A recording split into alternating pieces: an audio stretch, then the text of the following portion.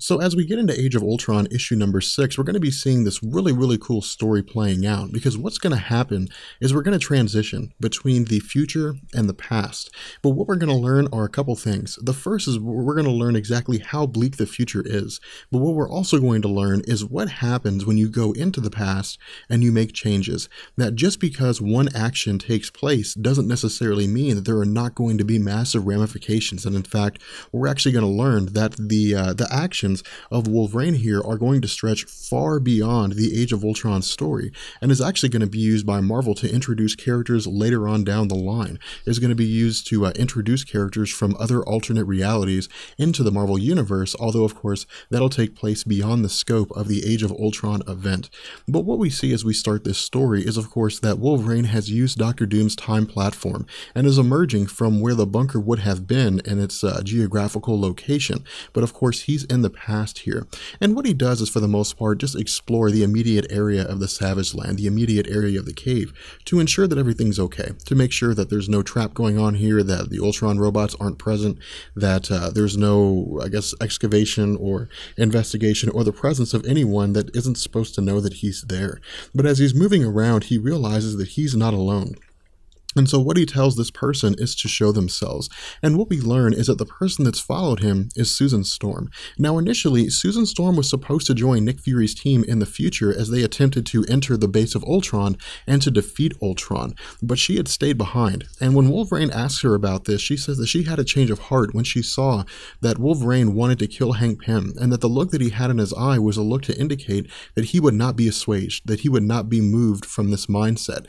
And so as soon as Captain America, who had told him not to go into the past, had left with Nick Fury to go into the future, she knew that Wolverine was going to try to use the platform to travel into the past and try to kill Hank Pym. And so what she does, and what her and Wolverine get involved with, is this really cool debate, this really cool discussion that is logic versus morality. And this is one of the best parts of the Age of Ultron event, because what she's saying here is that this is a moral problem that Wolverine is encompassing, that Wolverine is representing here. Wolverine is taking the stance that in order to more or less save lives, that a person has to die. And she initially again says that she knows this is wrong, that in her heart of hearts she can't say that this is something okay to do. But then Wolverine replies by saying that if somebody put a gun to one of her children's head, would she kill them? Would she do whatever she needed to do to save their lives? And initially she's a little hesitant to answer, but Wolverine says that of course she would, that of course she would kill whoever it was that was trying to harm her children. Wolverine says that this is more or less the same thing, but that it involves countless people. And so for Wolverine, this is a logical stance. This is more or less this utilitarian stance, that in order to satisfy the needs of the many, that the few are going to have to die.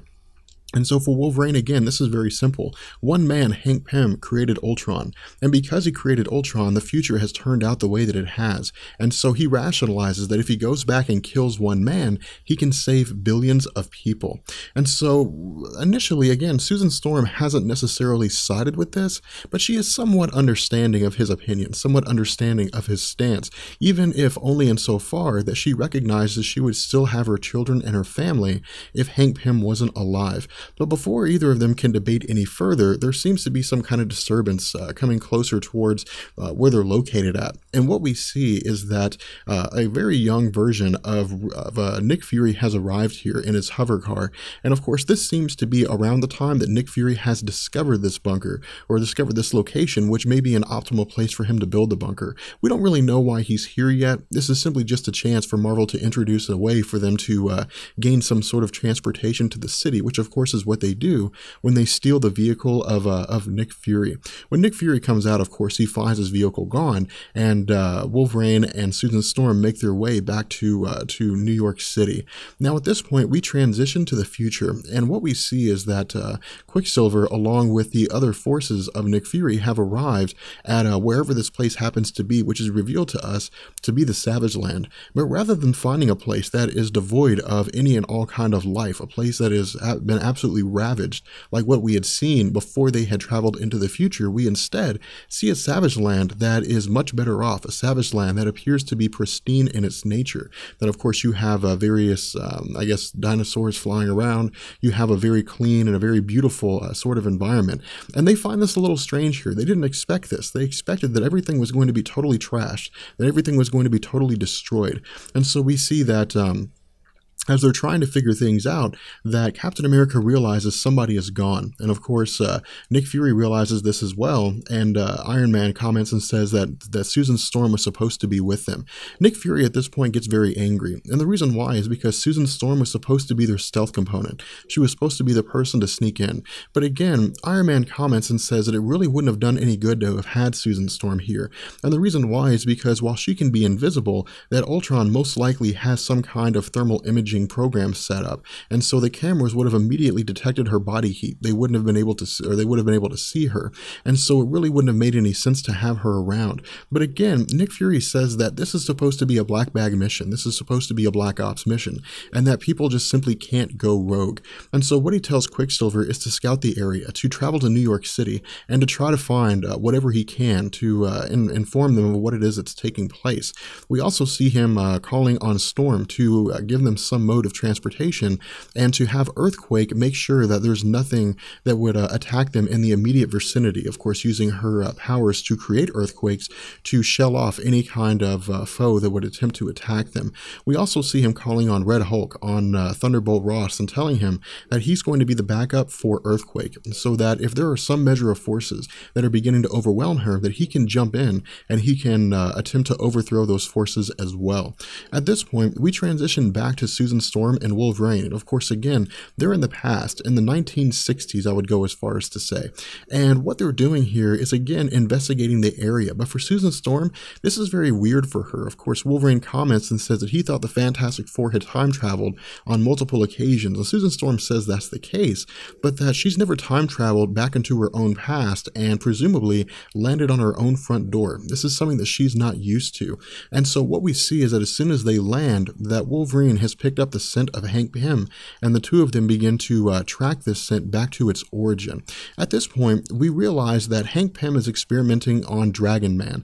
And again, Dragon Man is a character that had been created or introduced in Marvel Comics as kind of what you saw back in that period of time, where you saw these sort of hokey or somewhat interesting kind of villains, as opposed to villains that were more down to earth, that were more basic and human in nature. And what he's doing is more or less just analyzing Dragon Man. He's really just looking at what it is that's taking place here, performing various experiments, trying to understand the technology that went into creating him. But as he's trying to figure this out, Wolverine arrives, and Wolverine says that Hank Pym is the reason for the end of the future. He's the reason why everything has gone south. And of course, Hank Pym is a little overwhelmed here. Hank Pym doesn't realize what's going on. He doesn't know what's taking place, and he asks Wolverine who he is. Wolverine introduces himself by saying that he's the ghost of Christmas future, that he is the one that's going to correct the mistakes that Hank Pym had made, but that he knows that Hank Pym, even if he's told don't create Ultron, is going to create Ultron anyway, not necessarily because he wasn't told to, but because he's curious to see what would happen if he did. And so Wolverine rationalizes that there is no way out of this situation for Hank Pym. There's no way for Hank Pym to survive this. And so he's decided that he is going to be the one that's going to kill Hank Pym. From this point, we travel back to the future, and what we see as Nick Fury's forces arrive is that the entire eastern seaboard has been converted into some form of machinery, that the entire area is for the most part devoid of life.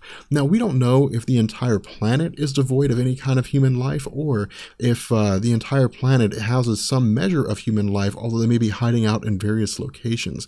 But what Tony Stark comments here is that despite the fact that this is a very bleak outlook, despite the fact that this is a very dark future with regards to humanity, and the fact that all humanity may very well have been eradicated by Ultron, that the entire landscape here, the entire, series of machine structures here is something he finds to be very beautiful.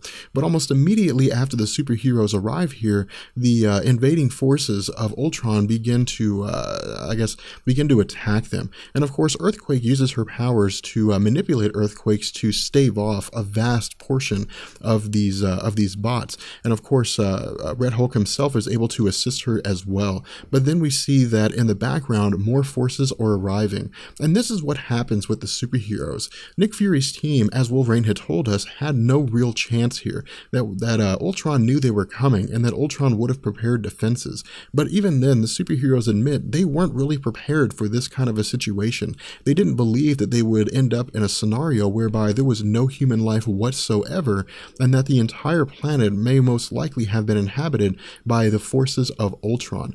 And so for the most part, the Ultron robots again continue their overwhelming barrage on the superheroes, and from this point we transition back to the past, and we see that Wolverine is attacking Hank Pym. He's attempting to kill Hank Pym, but as he's trying to kill him, he's explaining things to him, he's talking to him. He tells Hank Pym that of course he knows that he did good in the world, that he did some great things, but in this instance, the one act of creating Ultron outweighs any great thing he did, because creating Ultron led to such a bleak future. It led to such a terrible situation. But as he's preparing to deal the killing blow to Hank Pym, Susan Storm arrives. And Susan Storm says that they can't do this, that they can't kill Hank Pym, that killing Hank Pym could very well have consequences that none of them are prepared for. From this point, we switch back to the future again, and we see that all these superheroes on Nick Fury's team are being completely overwhelmed by Ultron's forces. We of course see that Storm is killed. We see that various superheroes are doing the best they can, but in the end, there's really nothing they can do due to this sheer number of Ultron robots.